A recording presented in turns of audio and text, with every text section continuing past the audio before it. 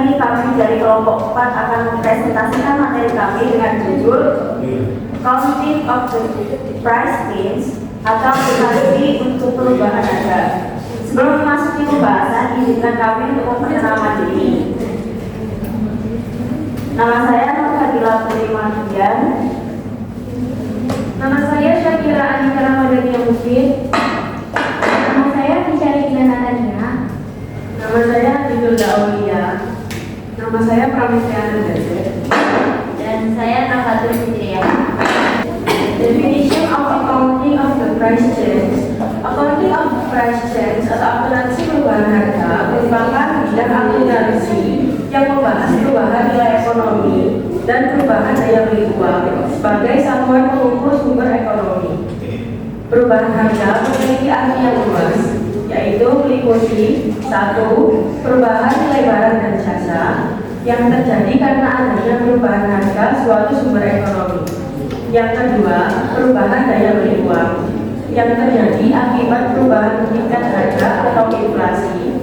Dengan adanya perubahan harga, nilai suatu aset atau transaksi yang dicatat dalam laporan keuangan dapat mengalami perbedaan dibandingkan nilai ekonominya saat ini. Konsep dasar accounting of price change yaitu akuntansi perubahan harga muncul karena adanya perubahan kondisi ekonomi yang menyebabkan harga tidak selalu stabil. Dalam akuntansi berbasis historis, terdapat asumsi bahwa daya beli uang tetap stabil. Namun, pada kenyataannya, inflasi dapat menyebabkan nilai uang berubah dari waktu ke waktu. Keterbatasan tersebut membuat informasi laporan keuangan berbasis historis perlu dilengkapi dengan informasi mengenai dampak perubahan harga agar tetap relevan bagi pengguna laporan keuangan. Materi selanjutnya yaitu Accounting Problem of the Price Change atau permasalahan akuntansi akibat perubahan harga. Materi ini membahas pengaruh perubahan harga terhadap laporan keuangan. Perubahan harga dapat menyebabkan informasi keuangan menjadi kurang relevan sehingga menimbulkan beberapa masalah akuntansi. Masalah akuntansi pertama yaitu masalah akuntansi adalah permasalahan yang timbul karena penggunaan akuntansi konsistoris dalam kondisi perubahan harga, sehingga informasi yang dihasilkan mungkin tetap andal tetapi tidak selalu relevan untuk menggambarkan kondisi ekonomi perusahaan yang sebenarnya. Akuntansi konsistoris mencatat aset, kewajiban, pendapatan, dan beban berdasarkan harga pada saat transaksi terjadi. Metode ini dianggap andal karena didukung oleh bukti transaksi yang objektif dan dapat diverifikasi. Namun, dalam kondisi perubahan harga, nilai yang dicatat berdasarkan harga masa lalu seringkali tidak lagi mencerminkan kondisi ekonomi saat ini. Akibatnya, informasi yang dihasilkan menjadi kurang relevan bagi pengguna laporan keuangan. Oleh karena itu, laporan keuangan dapat memberikan gambaran yang kurang tepat mengenai posisi dan kinerja perusahaan. Dari kondisi tersebut muncul 3 masalah utama, yaitu masalah penilaian, unit pengukur, dan pematahanan kapital. Dampak masalah akuntansi yang pertama, informasi laporan keuangan menjadi kurang relevan untuk pengambilan keputusan. Yang kedua, nilai aset dan kewajiban yang disajikan dapat berbeda dari nilai ekonominya saat ini. Yang ketiga, pengguna laporan keuangan dapat memperoleh gambaran yang kurang tepat mengenai kondisi perusahaan. Yang keempat, penilaian terhadap kinerja dan posisi keuangan perusahaan menjadi kurang akurat.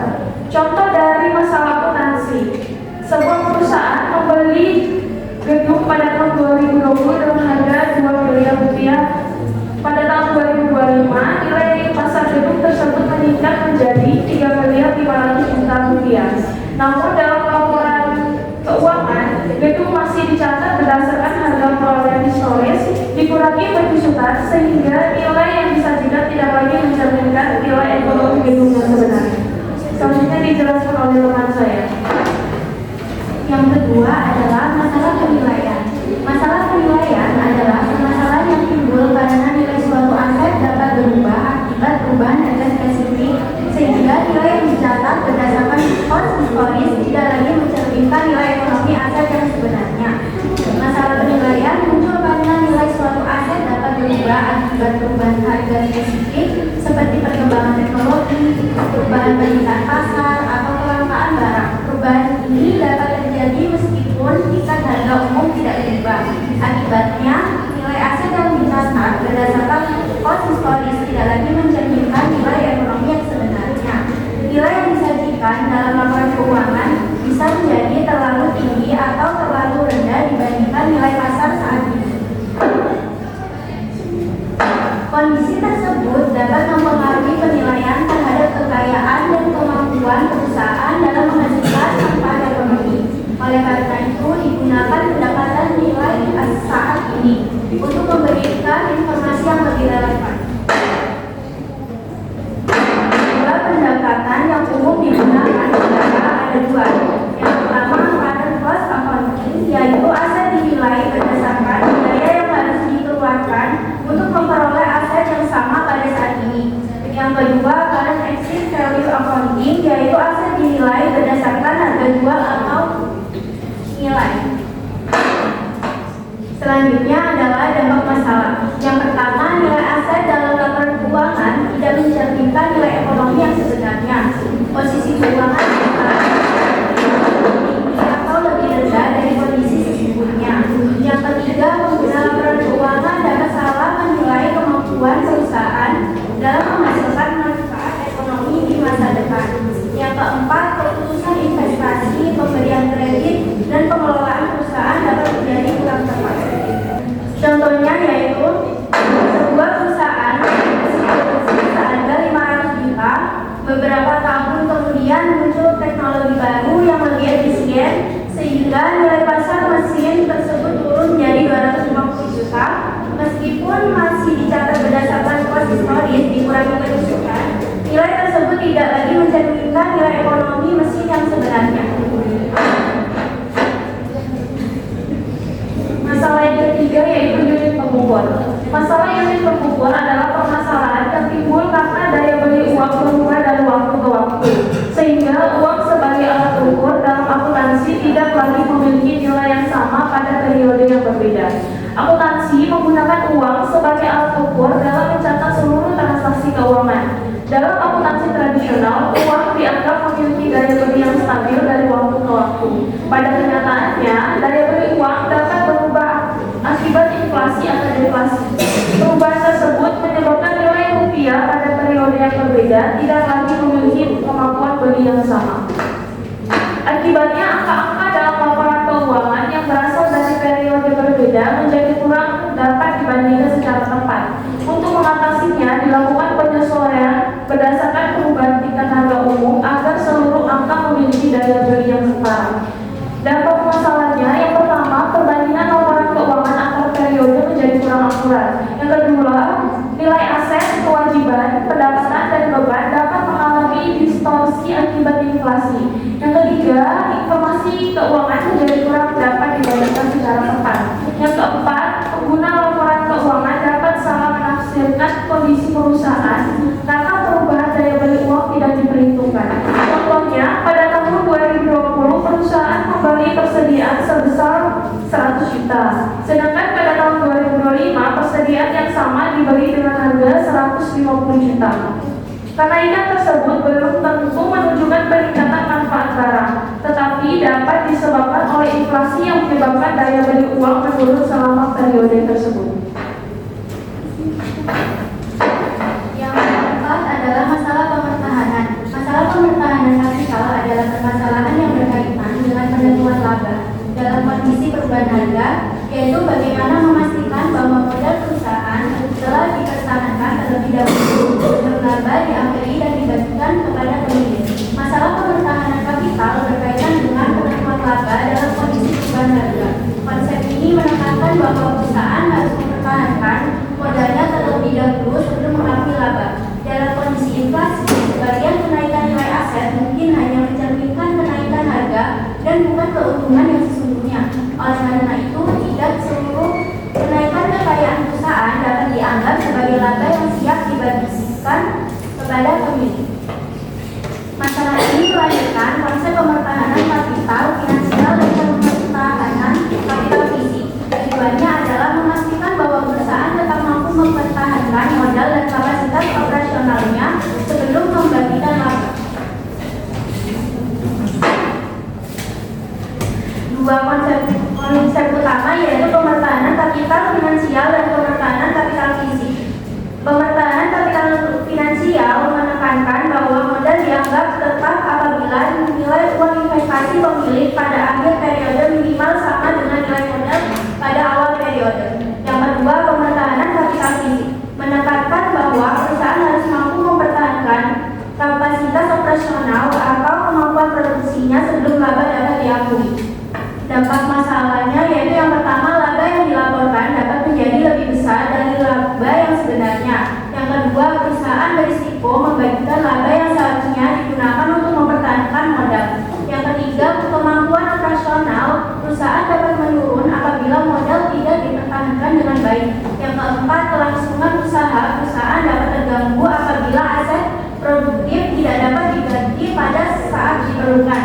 Contohnya, sebuah perusahaan memiliki modal awal sebesar 1M dan pada akhir tahun meningkat menjadi 1M 300 juta. Namun selama periode tersebut, harga mesin produksi yang digunakan perusahaan juga meningkat secara signifikan, sehingga sebagian kenaikan modal sebenarnya diperlukan untuk membeli mesin mengganti dengan kapasitas yang sama. Oleh karena itu, tidak seluruh kenaikan dapat diakui. Selanjutnya di sini kita akan membahas mengenai accounting technique of pricing. Pos-pos moneter. Pos moneter adalah pos yang berkaitan dengan penerimaan atau pembayaran kas di masa depan dengan jumlah dan waktu yang relatif pasti. Perubahan harga tidak mempengaruhi jumlah nominal yang akan diterima atau dibayar, tetapi dapat mempengaruhi daya beli uang tersebut. Aset moneter merupakan klaim untuk menerima kas di masa depan. Sementara itu, kewajiban moneter merupakan kewajiban membayar sejumlah uang di masa depan seperti utang dagang, utang wesel, dan utang obligasi. Selanjutnya adalah implikasi perubahan harga terhadap pos moneter. Perubahan harga pada pos moneter berkaitan dengan perubahan daya beli uang. Walaupun jumlah uang yang diterima atau dibayarkan tetap, kemampuan uang tersebut untuk membeli barang dan jasa dapat berubah akibat inflasi atau deflasi. Akibatnya, perusahaan dapat mengalami untung daya beli atau purchasing power gain, yaitu ketika perubahan harga menguntungkan perusahaan, dan juga rugi daya beli atau purchasing power loss, yaitu ketika perubahan harga menurunkan daya beli uang yang dimiliki oleh perusahaan. Dengan demikian, implikasi utama perubahan harga terhadap pos moneter adalah munculnya untung atau rugi daya beli. Selanjutnya kita akan membahas mengenai pos-pos non-moneter. Pos non-moneter adalah pos yang mengandung manfaat ekonomi atau manfaat fisik sehingga nilainya dapat berubah seiring waktu. Nilai pos ini tidak ditentukan oleh jumlah uang yang tetap, tetapi oleh manfaat atau potensi jasa yang dimiliki. Aset non-moneter meliputi persediaan barang dagang, fasilitas fisik, investasi saham, ekuitas, dan goodwill. Sedangkan kewajiban non-moneter merupakan kewajiban untuk menyerahkan barang atau jasa tertentu. Misalnya, utang jaminan pelayanan gratis, after sales service. Selanjutnya, implikasi perubahan harga pada pos non-moneter. Perubahan harga menyebabkan terjadi perbedaan antara nilai saat aset atau kewajiban diperoleh dengan nilai saat digunakan, diserahkan, atau dilaporkan pada akhir periode. Pada aset non-moneter, perubahan harga menimbulkan perbedaan antara kos tercatat, historical cost, dan kos sekarang atau current cost. Selama aset dimiliki perusahaan, perubahan nilai tersebut dapat menimbulkan yang pertama untung penahanan atau holding gain, dan juga untung rugi penahanan atau holding loss. Oleh karena itu, pos non-moneter berkaitan dengan perubahan nilai tukar atau exchange value yang terjadi selama aset atau kewajiban tersebut ditahan oleh perusahaan. Selanjutnya di sini kita akan membahas mengenai perubahan harga. Harga merupakan nilai tukar barang dan jasa dalam suatu lingkungan ekonomi. Dalam perusahaan terdapat harga masukan atau input price yang berkaitan dengan faktor produksi dan harga keluaran atau output price yang berkaitan dengan produk yang dijual. Secara umum, perubahan harga adalah perbedaan jumlah rupiah yang diperlukan untuk memperoleh barang atau jasa yang sama pada waktu yang berbeda. Dalam akuntansi, perubahan harga menunjukkan perbedaan antara kos tercatat suatu kos dengan nilainya pada saat tertentu. Untuk jenis perubahan harga sendiri, dia ada 3: perubahan harga umum, perubahan harga spesifik, dan perubahan harga relatif. Kita akan membahas mengenai perubahan harga umum. Perubahan harga umum adalah perubahan tingkat harga secara keseluruhan untuk mencerminkan perubahan daya beli uang. Jika harga-harga secara umum meningkat, kondisi ini disebut dengan inflasi. Penyebabnya, yang pertama, perubahan jumlah uang beredar. Yang kedua, perubahan kecepatan peredaran uang. Yang ketiga, tidak seimbangan permintaan dan penawaran. Dan yang terakhir, perubahan harga komoditas dunia. Indeks harga dan daya beli. Perubahan harga umum diukur menggunakan indeks harga seperti indeks harga konsumen atau IHK. Kenaikan indeks harga menunjukkan penurunan daya beli uang, sedangkan penurunan indeks harga menunjukkan kenaikan daya beli uang. Selanjutnya kita akan membahas mengenai implikasi akuntansi perubahan harga umum. Perubahan daya beli menyebabkan angka rupiah dari waktu yang berbeda menjadi tidak homogen sehingga konsistoris seringkali tidak lagi mencerminkan kondisi ekonomi yang sebenarnya. Akibatnya dapat timbul dua hal, untung daya beli, purchasing power gain, dan juga rugi daya beli, purchasing power loss. Interpretasi untung atau rugi daya beli. Dalam kondisi ini, menahan aset moneter menyebabkan rugi daya beli, sedangkan menahan utang moneter menyebabkan untung daya beli. Informasi ini membantu menentukan laba yang benar-benar dapat dibagikan tanpa mengurangi kemampuan perusahaan mempertahankan kapital dan likuiditas. Selanjutnya di sini kita akan membahas tentang perubahan harga spesifik. Perubahan harga spesifik adalah perubahan harga suatu barang atau jasa tertentu akibat perubahan nilai intrinsik barang tersebut, bukan karena perubahan daya beli uang. Penyebabnya perubahan selera konsumen, perubahan teknologi, perubahan harapan masyarakat, dan perubahan penawaran dan permintaan. Untuk karakteristiknya, tidak semua barang mengalami perubahan harga yang sama. Setiap barang dapat mengalami perubahan harga dengan tingkat yang berbeda-beda sesuai dengan karakteristiknya. Selanjutnya kita akan membahas mengenai implikasi akuntansi perubahan harga spesifik. Akuntansi konsistoris tidak memperhitungkan perubahan harga spesifik sehingga pengaruhnya sering tersembunyi dalam laba perusahaan. Perubahan harga spesifik dapat menimbulkan untuk penahanan atau holding gain dan juga rugi penahanan atau holding loss. Interpretasi untung atau rugi penahanan. Untung atau rugi penahanan menunjukkan perubahan nilai aset selama aset tersebut dimiliki perusahaan. Informasi ini berguna untuk mempertahankan kapital perusahaan, memisahkan laba operasi dari perubahan nilai aset, dan menilai efisiensi manajemen dalam mengelola kapital. Selanjutnya kita akan membahas mengenai perubahan harga relatif. Perubahan harga relatif adalah perubahan harga suatu barang setelah pengaruh perubahan daya beli uang diperhitungkan. Dengan kata lain, perubahan harga relatif merupakan perubahan harga spesifik yang telah disesuaikan dengan perubahan harga umum. Implikasi akuntansinya, perubahan harga suatu aset terdiri atas dua komponen, yaitu perubahan akibat inflasi harga umum dan juga perubahan akibat perubahan nilai aset atau harga spesifiknya.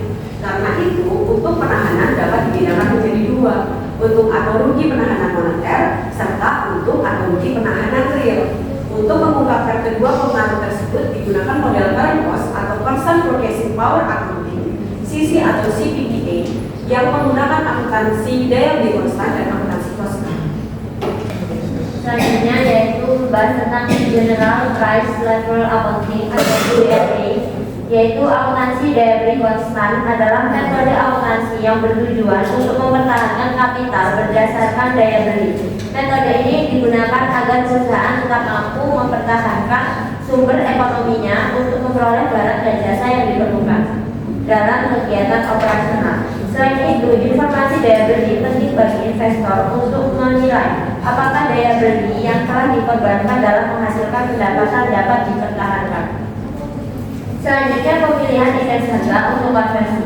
Untuk menyajikan laporan keuangan berbasis daya beli konstan, data konsistoris harus dikonversi menjadi kos daya beli pada saat pelaporan. Hal yang perlu diperhatikan ada tiga, yaitu penentuan tahun dasar atau base year atau period, yang kedua penentuan indeks harga, dan yang ketiga penggunaan indeks awal, rata-rata atau akhir periode. Menurut SFAS nomor 89, menggunakan Consumer Price Index for All Urban Consumers atau CPA-U dianjurkan menggunakan indeks rata-rata atau indeks akhir periode. Konversi laporan keuangan. Semua pos neraca dan laba rugi pada dasarnya harus dikonversi. Jika transaksi terjadi secara merata selama periode dan menggunakan indeks rata-rata, menggunakan kos operasi dapat mendekati nilai nominalnya. Kos-kos neraca tetap perlu dikonversi agar memiliki daya uang yang seragam. Keunggulan GPA akuntansi daya beli konstan memiliki beberapa manfaat, yaitu yang pertama, pertama, membuat angka akuntansi lebih bermakna secara ekonomi. Yang kedua, meningkatkan kualitas pembandingan antar periode. Yang ketiga, mempermudah pembandingan antar perusahaan. Yang keempat, menghasilkan informasi laba berdasarkan konsep mempertahankan kapital. Yang kelima, membantu analisis ekonomi pemerintah karena menggunakan nilai real atau real count. Yang keenam, tidak perlu mengubah struktur akuntansi konsistoris yang sudah ada. Dan yang ketujuh, dapat menggantikan berbagai metode penyesuaian agar harga secara parsial. Yang selanjutnya yaitu kelemahan JPLE. Meskipun memiliki berbagai keunggulan, JPLE juga mempunyai beberapa keterbatasan. Yang pertama, membuat angka akumulasi lebih bermakna secara ekonomi. Yang kedua, meningkatkan kualitas perbandingan antar periode. Yang ketiga, mempermudah perbandingan antar perusahaan. Yang keempat, menghasilkan informasi laba berdasarkan konsep mempertahankan kapital. Yang kelima, membantu analisis ekonomi pemerintah karena menggunakan nilai real. Yang keenam, yang kelima, keandalan hasil sangat bergantung pada indeks harga yang digunakan. Kapital daya beli atau purchasing power capital, yaitu kapital daya beli merupakan kapital finansial yang telah disesuaikan dengan perubahan daya beli uang. Konsep ini menjadi dasar dalam akuntansi daya beli konstan karena berfokus pada pemeliharaan kapital daya beli, purchasing power capital maintenance, yang karakteristiknya laba dihitung sebagai selisih kapital akhir dan kapital awal yang dinyatakan dalam daya beli konstan. Selisih konversi diperlakukan sebagai capital adjustment. Tujuannya menjaga agar daya beli kapital tetap terpelihara sebelum laba didistribusikan. Implikasinya, tidak seluruh kenaikan nominal kapital dapat dianggap sebagai laba kenaikan laba karena sebagian kenaikan tersebut mungkin hanya disebabkan oleh perubahan daya beli uang. Akuntansi kos sekarang atau current cost accounting adalah metode yang mengukur aset dan laba berdasarkan nilai atau biaya saat ini. Tujuannya untuk mempertahankan kapital perusahaan, mempertahankan kapasitas operasi, dan menentukan laba yang lebih realistis saat terjadi perubahan harga. Selanjutnya yaitu pengukuran kos sekarang. Terdapat 3 dasar pengukuran. Yang pertama yaitu kos pengganti atau replacement cost, biaya untuk mengganti aset dengan aset yang memiliki fungsi yang sama. Nilai jual sekarang atau current selling price, yaitu nilai aset berdasarkan harga jual saat ini. Dan yang kedua yaitu nilai terrealisasi harapan atau expected realizable value, nilai sekarang dari arus kas masa depan yang diharapkan. Selanjutnya yaitu mengukur aset berdasarkan biaya untuk memperoleh kembali aset yang memiliki potensi jasa yang sama, yaitu komponen laba, laba operasi, untung atau rugi, penahanan. Contohnya, mesin lama diganti dengan mesin baru yang mampu menghasilkan kapasitas produksi yang sama. Nilai jual sekarang dan nilai terrealisasi harapan, yaitu berdasarkan harga jual aset saat ini dan cocok untuk persediaan dan surat berharga. Komponen labanya yaitu ada 3, laba operasi, holding gain atau loss, purchasing margin. Nilai terrealisasi harapan berdasarkan nilai sekarang dari arus kas masa depan atau discount future cash flow. Kelemahannya banyak menggunakan estimasi dan sulit menentukan tingkat diskon flow. Kos sekarang dan pementahanan kapital. Kapital finansial atau holding gain atau loss diakui sebagai laba. Kapital fisis yaitu holding gain atau loss tidak dianggap laba, tetapi sebagai penyesuaian ekuitas atau kapital adjustment. Tujuannya menjaga kemampuan perusahaan untuk mengganti aset dan mempertahankan kapasitas produksi. Selanjutnya teknik pengukuran kos sekarang. Yang pertama, pengindeksian menggunakan indeks harga. Yang kedua, penghargaan langsung berdasarkan harga pasar saat ini. Yang ketiga, pengkosan unit menghitung ulang seluruh komponen biaya. Yang keempat, penghargaan fungsional berdasarkan fungsi ekonomi aset. Lalu keunggulan dan kelemahan. Yang pertama, keunggulan lebih mencerminkan kondisi ekonomi saat ini. Yang kedua, memisahkan laba operasi dan konsumsi. Dan yang ketiga, membantu mempertahankan kapasitas operasi. Kelemahannya banyak menggunakan estimasi yang yang kedua sulit memperoleh data yang andal, dan yang ketiga perhitungannya relatif rumit. Akuntansi hibrida. Akuntansi hibrida adalah gabungan antara akuntansi daya beli konstan, konstan purchasing power accounting, dan akuntansi kos sekarang, current cost accounting. Metode ini digunakan untuk mengatasi dua masalah sekaligus, yaitu perubahan daya beli uang akibat inflasi dan perubahan nilai aset akibat perubahan harga spesifik. Konsep akuntansi hibrida. Akuntansi hibrida menggabungkan untuk keunggulan kedua metode sehingga mengatasi perubahan daya beli uang, mengatasi perubahan nilai aset, tidak menimbulkan konflik prosedur, menghasilkan informasi keuangan yang lebih lengkap dan relevan.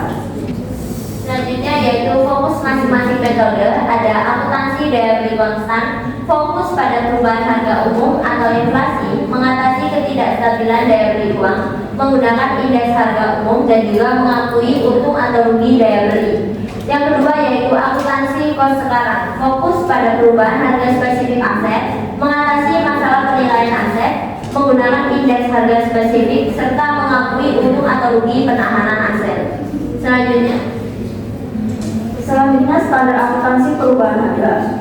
Standar akuntansi perubahan harga mengatur apakah informasi tentang perubahan harga perlu disajikan dalam laporan keuangan dan bagaimana penyajiannya.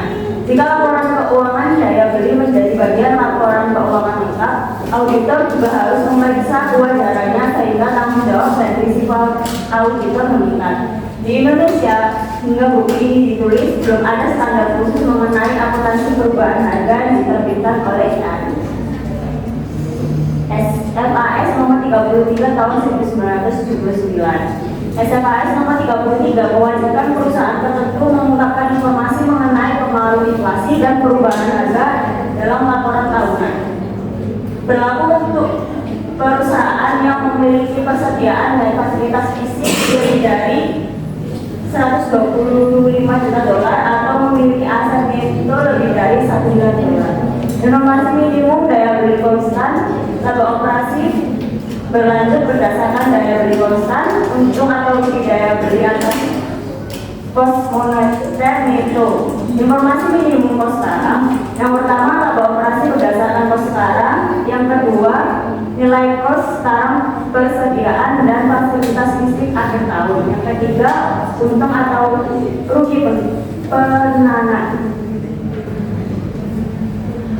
Ringkasan 5 tahun harus mengungkapkan data penting selama 5 tahun seperti penjualan bersih, laba operasi, laba per saham, aset bersih, untung atau rugi daya beli, dividen per saham, harga pasar saham, indeks harga yang digunakan.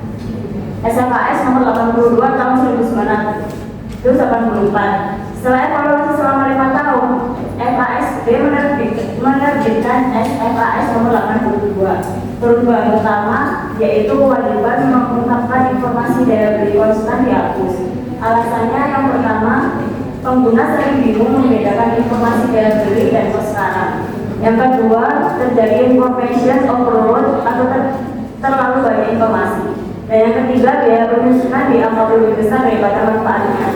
Yang tetap diwajibkan yaitu yang pertama, pengungkapan minimum kos sekarang. Yang kedua, pengungkapan komprehensif kos sekarang atau daya beli konstan. Dan yang ketiga, ringkasan data 5 tahun.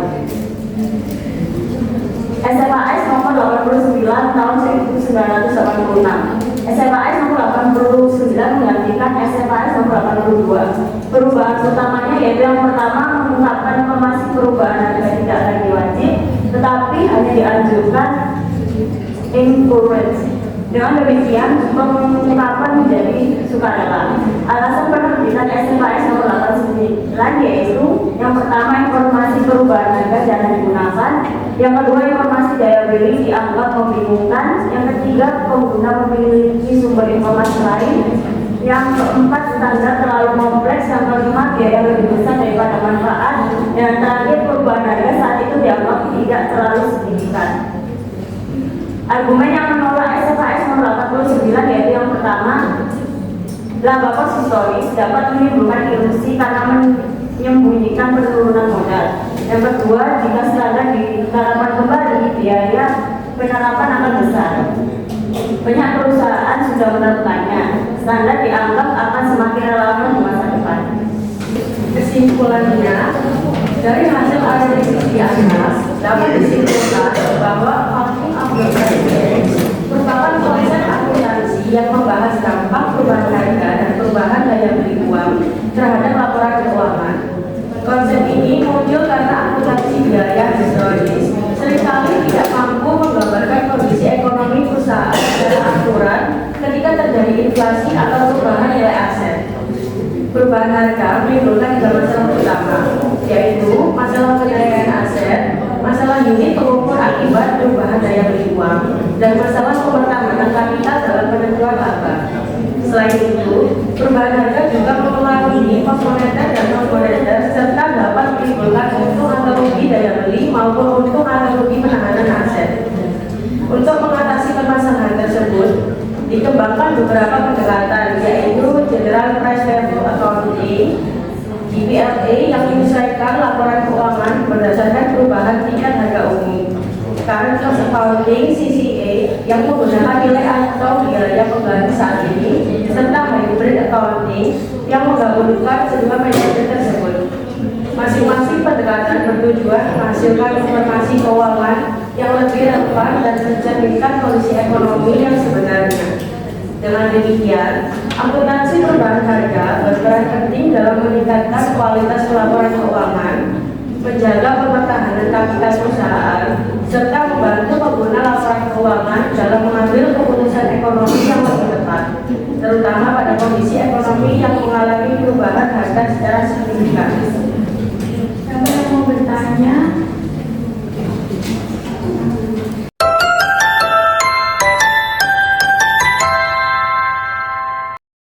Terbawan NTN 2101909949. Izin bertanya, di PPT kalian kan disebutkan bahwa hingga saat ini di Indonesia belum ada standar khusus mengenai akuntansi perubahan harga yang diterbitkan oleh YAI. Di sisi lain kita tahu nilai tukar rupiah sering berfluktuasi dan harga komoditas sangat volatil. Menurut analisis kelompok Anda, apakah ketiadaan standar ini karena YAI menilai dampaknya tidak material, ataukah karena kualitas SDM dan infrastruktur IT perusahaan di Indonesia yang belum siap jika dipaksa menyusun laporan berbasis current cost? Saya Dian Pustini dengan NPM 241109095. Pertanyaannya, dalam kondisi inflasi yang tinggi, apakah laba yang dihasilkan berdasarkan historical cost benar-benar mencerminkan keberhasilan operasional perusahaan atau hanya mencerminkan kenaikan harga aset akibat perubahan tingkat harga? Terima kasih. Cahya, NPM 746. Mengapa di Indonesia belum ada standar khusus akuntansi perubahan harga? Di slide 25 nanti. Di sini saya akan jawab pertanyaannya itu. Slide 20 disebutkan bahwa hingga saat ini di Indonesia belum ada standar khusus mengenai akuntansi perubahan harga yang diterbitkan oleh YAI. Di sisi lain, kita tahu nilai tukar rupiah sering berfluktuasi dan harga komoditas seperti batu bara atau sawit sangat volatil. Menurut analisis kelompok Anda, apakah ketiadaan standar ini karena YAI menilai dampaknya tidak material, ataukah karena kualitas SDM dan infrastruktur IT perusahaan di Indonesia yang belum siap jika dipaksa menyusun laporan berbasis current cost?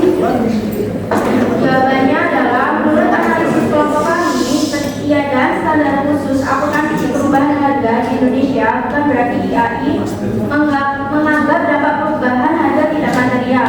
Indonesia masih mengalami inflasi, fluktuasi nilai tukar rupiah, serta perubahan harga komoditas seperti batu bara dan sawit yang dapat mempengaruhi nilai aset, laba, dan daya beli uang. Bahkan dalam materi ini dijelaskan bahwa perubahan harga dapat menimbulkan masalah penilaian aset, unit pengukur, dan mempertahankan kapital sehingga informasi laporan keuangan berbasis biaya historis terkadang kurang mencerminkan kondisi ekonomi yang sebenarnya. Namun, penerapan akuntansi perubahan harga memerlukan proses yang cukup kompleks. Perubahan harus melakukan penyesuaian nilai aset secara berkala, menggunakan indeks harga, serta melakukan berbagai estimasi nilai saat itu. Selain itu,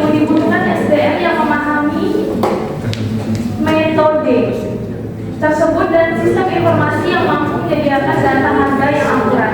Hal ini tentu akan meningkatkan biaya penyusunan laporan keuangan, terutama bagi perusahaan yang skala usahanya tidak terlalu besar.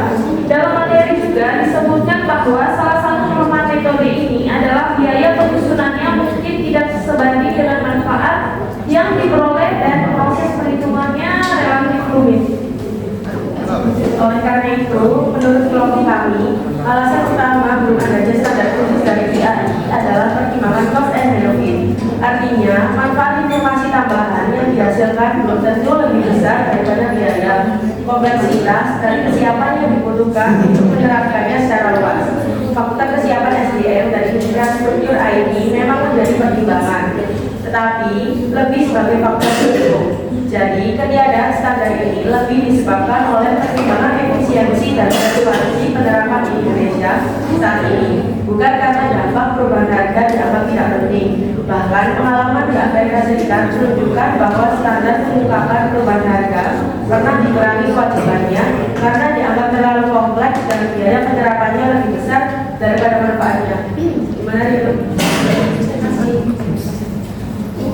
Saya akan menjawab pertanyaannya yang dalam kondisi inflasi yang tinggi, apakah laba yang dihasilkan berdasarkan historical cost benar-benar mencerminkan keberhasilan operasional perusahaan atau hanya mencerminkan kenaikan harga aset akibat perubahan tingkat harga?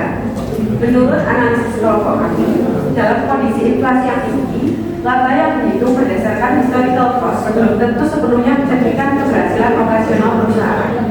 Hal ini karena pendapatan saat ini tuh sering dibandingkan dengan biaya yang dicatat berdasarkan harga masa lalu. Akibatnya, laba yang dilaporkan dapat terlihat lebih besar meskipun sebagian kenaikan tersebut sebenarnya hanya disebabkan oleh kenaikan harga akibat inflasi, bukan karena peningkatan efisiensi atau kinerja operasional perusahaan.